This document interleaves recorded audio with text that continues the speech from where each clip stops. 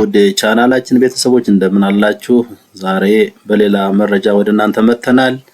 ለቻናላችን አዲስ ለሆናችሁ ሰብስክራይብ፣ ላይክ፣ ሼር በማድረግ የዝግጅታችን ተከታታይ እንድትሆኑ ጋብዛለን። እንግዲህ በዛሬው ዕለት የዘና የመጣን ነው። እንግዲህ በዛሬው ዕለት ስለ ኮንዶሚኒየም ቤቶች አዳዲስ መረጃዎችን እናወራለን። ስለ አፓርታማዎች፣ ስለ ሪል ስቴት የተወሰኑ መረጃዎችን ወደ እናንተ ይዘን እንመጣለን። እንድትከታተሉን እንጋብዛለን። መልካም ቆይታ ይሁንልን። አብራችሁን ቆዩ።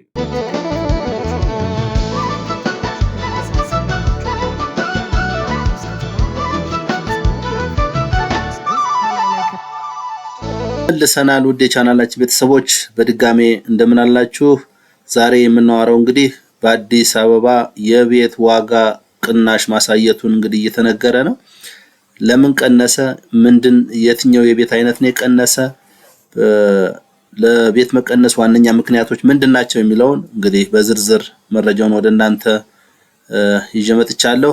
አብራችሁ እንድትቆዩ ከእናንተ የሚጠበቀው አሁንም በድጋሜ ላይክ፣ ሼር፣ ሰብስክራይብ በማድረግ ቻናላችንን ለሌሎች ተደራሽ እንዲሆን ማድረግ ነው። ይህንን መረጃም ለሁሉም ተደራሽ ማድረግ አለባችሁ ብዬ አስባለሁ። ከዚህ አንፃር አብረን እንቆያለን። ሰሞኑን እንግዲህ የኮንዶሚኒየም ቤቶች፣ የሪል ስቴት አፓርታማዎች እና ሌሎች የቤት አልሚዎች ቤት እየተሸጠ እንዳልሆነ መረጃዎችን እያሰራጩ ነው። ከፍተኛ የባንክ ብድር ያለባቸው ሪል ስቴቶች ከፍተኛ ካፒታል የያዘባቸው የኮንስትራክሽን ስራ እያጠናቀቁ ወደ ገበያ ይዘው ቢቀርቡም ገዢ መጥፋቱን በጣም ውስብስብ ችግሮች እየተከሰቱ መሆኑን እየተናገሩ ነው። እንግዲህ ከዚህ በፊትም ተነግሮ ነበረ። የኢኮኖሚ አቅሙ እየተዳከመ የብር የመግዛት አቅሙ ሀገር ውስጥ እየተዳከመ ከመጣ ቤት መግዛት የሚችሉ ሰዎች እየቀነሱ ይመጣሉ። አብዛኞቹ ገንዘብ ቆጥበው የሆነ ነገር ለመስራት ሳይሆን በእለቱ ባገኙት ነገር የመደሰት አይነት ስነ ባህሪ የተፈጠረ እንደሆነ ከዚህ በፊት አውርተን ነበር።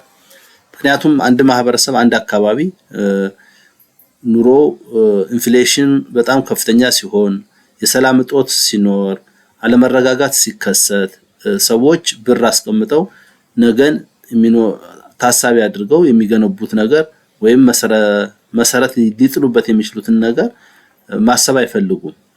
መዝናናት፣ በእለቱ ያገኙትን ነገር ወደ ገበያ ይዘው ወጥተው መሸመት ወይም ለራሳቸው ኢንተርቴይንመንት ማድረግ ነው። እናም ሰሞኑን እንግዲህ ሪል ስቴቶች እንደሚሉት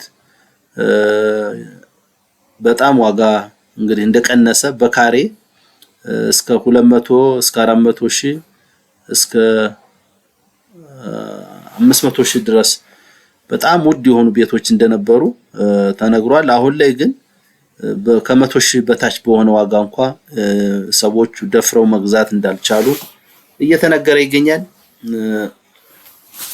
ለምንድነው የቤቶች ዋጋ እንደዚህ ሊቀንስ የቻለው ሲባል ደግሞ ቅድም እንደጠቀስኩላችሁ ሶስት መሰረታዊ ነገሮች አሉ። አንደኛው ስጋት ወይም ሰላም መረጋጋት የለም ብሎ የሚያስብ አካል ብሩን ወይም ገንዘቡን ኢንቨስት ለማድረግ አይሞክርም። ሁለተኛ የኢኮኖሚ ሁኔታ፣ በኢኮኖሚ የማክሮ ኢኮኖሚና የማይክሮ ኢኮኖሚ እንቅስቃሴዎች ሀገራዊ ተጽዕኖ ላይ ዋጋ አላቸው። በዚህ ምክንያት የኢኮኖሚ ማሻሻያ በተደረገባቸው አንዳንድ ጉዳዮች ላይ ህጎች፣ ፖሊሲዎች፣ መመሪያዎች ሲወርዱ አሳሪ ሊሆኑ ይችላሉ። በዚህ ምክንያት የሰው የመግዛት አቅሙ እየቀነሰ ስለሚሄድ ለምሳሌ አሁን ላይ ዶላር የኢትዮጵያ የብር ዋጋ ዶላርን የመግዛት አቅሙ በጣም እየወረደ በመምጣቱ ብዙ የተከማቹ ገንዘቦች ምንም ነገር ላይ ገዙ ይችላሉ።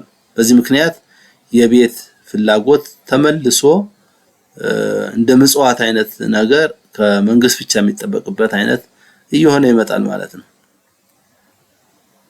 እንግዲህ በመንግስት በኩል የሚሰሩ ቤቶች አሉ። እነሱ ከዚህ በፊት እንደተናገርነው ከ39000 እስከ 42000 በካሬ ዋጋ ወጥቶላቸው እየተገነቡ ነው ያሉት። ምናልባት እጣው ሲወጣ ደግሞ ከዚህ በላይ ሊጨምሩ እንደሚችሉ ፍንጮች አሉ።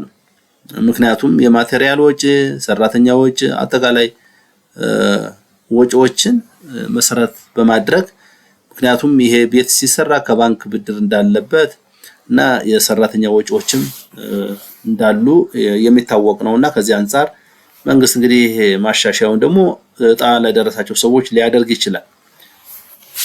የግሉ ዘርፍ ግን አሁን የባንክ ብድር በማግኘት ብዙ የሪል ስቴት አልሚዎች ብዙ ሪል ስቴት እየገነቡ ነው።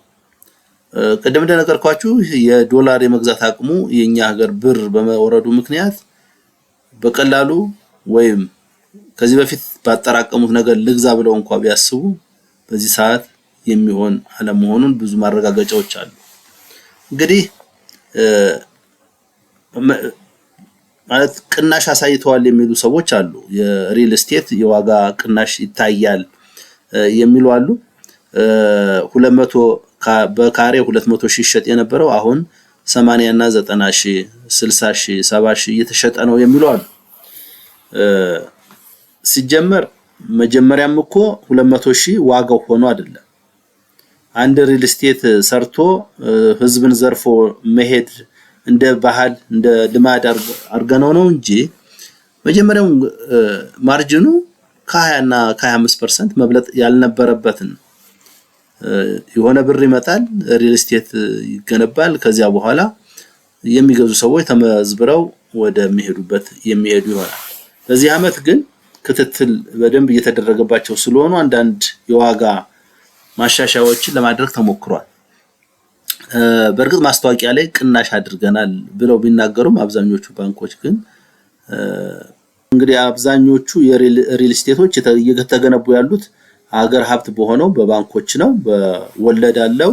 ይህንን ጫና ለመቋቋም ቤቶችን መሸጥ አለባቸው፣ ዕዳዎቻቸውን መክፈል አለባቸውና ይሄ የማያስኬድበት ሁኔታ እየተፈጠረ ባለበት ጊዜ እንግዲህ የኢኮኖሚ አቅማችን ቅድም እንዳልኳችሁ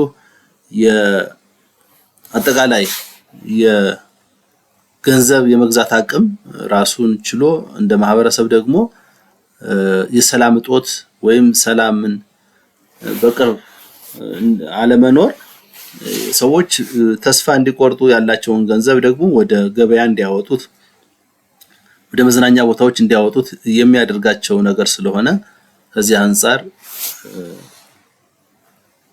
የቤቶች ዋጋ መቀነስ መታየቱ የሚደንቅ ወይም የሚያስገርም እንዳልሆነ የሚጠበቅ እንደሆነ ምክንያቱም የብር የመግዛት አቅሙን መንግስት በቀነሰ ቁጥር ታሳቢ የሚደረገው ሪሚታንስ ወይም ከውጭ የባለ ሀብቶች ወደ ሀገር በመግባት በትንሽ ዶላር ብዙ ብር ስለሚያገኙ በዚያ መሰረት ሌበር ያገኛሉ፣ ይሰራሉ ተብሎ ነበር የሚታሰበው። አሁን ይሄ ብቻ ስላልሆነ ችግሩ የሰላምም የኢኮኖሚ አለመረጋጋትም ተደማምሮ ስለሆነ ይሄንን መፈጸም አልተቻለም።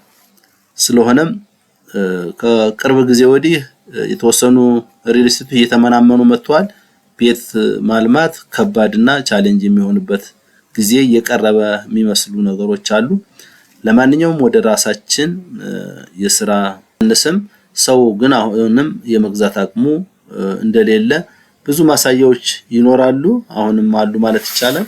እንግዲህ ውድ የቻናላችን ቤተሰቦች ዛሬ እንግዲህ የቤቶች ዋጋ በዚህ ሳምንት ቅናሽ ሲያሳይ ነበርና ምንድነው ምክንያቱ ለምን የሚል ምክንያቶችን የጠቀስንበት መረጃችን ይሄን ይመስል ነበር። በሌላ ፕሮግራም በሌላ መረጃ እስከምንገናኝ ቸር እንሰንብት።